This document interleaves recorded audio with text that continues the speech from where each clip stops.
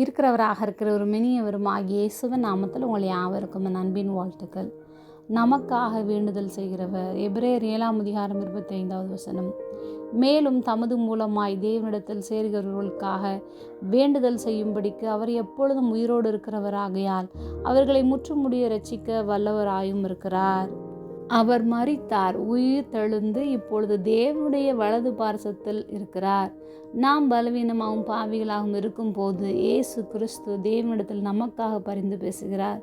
நாம் தவறு செய்தாலும் மனம் திரும்பி தேவனோடு ஐக்கியமாக இருக்க வேண்டும் என்றும் அவருடைய கண்களில் நமக்கு தயவு கிடைக்கும்படி இயேசு கிறிஸ்து நமக்காக தேவனிடத்தில் வேண்டுகிறார். இன்றும் உங்கள் தனிப்பட்ட வாழ்க்கை, உங்கள் குடும்ப சூழ்நிலை, உங்கள் வேலை, உங்கள் படிப்பு, உங்கள் வருமானம், உங்களுடைய சரீர சுகம், உங்கள் தேவைகள் என்று எதுவாக இருந்தாலும் அவைகளை இயேசு கிறிஸ்துவிடம் தெரியப்படுத்துங்கள். அவரே நமக்காக பிதாவினிடத்தில் வேண்டுதல் செய்கிறார். ஜெபம். அன்பின் பரம தகப்பனே, எப்பொழுதும் எங்களோடு கூட இருக்கிறவராகவே இருக்கிறவரே, எங்களுக்காக நீர் வேண்டுதல் செய்வதற்காக நாங்கள் உமக்கு நன்றி செலுத்துகிறோம். இயேசுவின் நாமத்தில் பிதாவே, ஆமென்.